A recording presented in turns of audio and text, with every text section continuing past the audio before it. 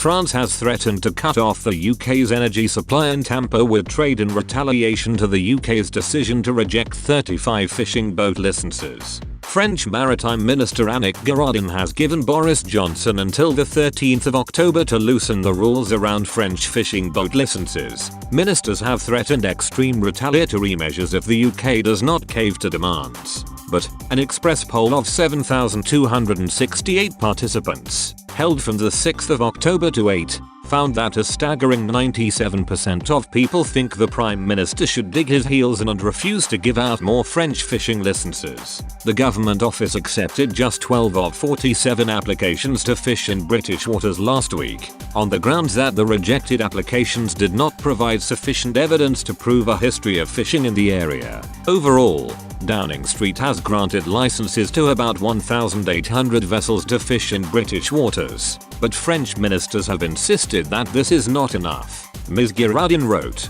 "Brexit: the French government remains mobilized and will soon present retaliatory measures in response to the low number of licenses granted to French fishermen necessary to operate in British waters." Her colleague, Secretary of State Clement Beaune, has threatened to cut the power supply, which is fed through to the UK from France, and claims that members of the EU would support the move. He said, "In the next few days, and I talked to my European counterparts on this subject yesterday, we will take measures at the European level or nationally to apply pressure on the United Kingdom. We defend our interests. We do it nicely and diplomatically, but when that doesn't work, we take measures. For example, we can imagine, since we're talking about energy, the United Kingdom depends on our energy supplies. It thinks that it can live all alone and bash Europe." Speaking at the Conservative Party conference, Lord Frost responded by calling these threats unreasonable and pointed out that the UK has not threatened France in a similar way throughout tumultuous Brexit negotiations.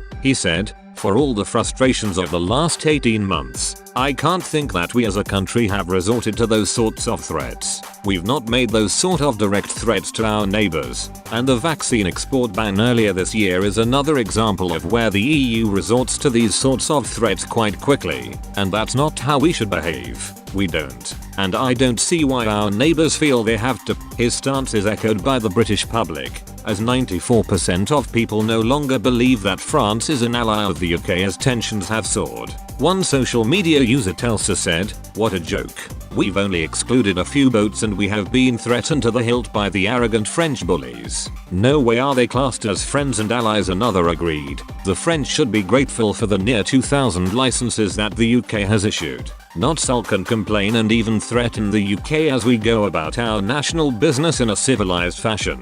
Username Rabmac1. Many went so far as to say that the French have never been an ally to Britain except when the country needed UK support during the World Wars.